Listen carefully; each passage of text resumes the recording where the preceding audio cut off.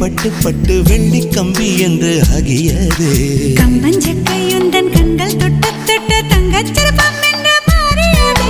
ஜன்னல் கம்பி உந்தன் கைகள் பட்டு பட்டு வெள்ளி கம்பி என்று ஆகியது.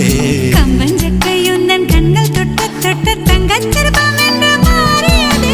பூக்கும் புன்னகையாலே என் தோள்கள் ரெக்கைகளாக, நாக்கும் பெயர் கூற என் நாள்கள் சக்கரையாக.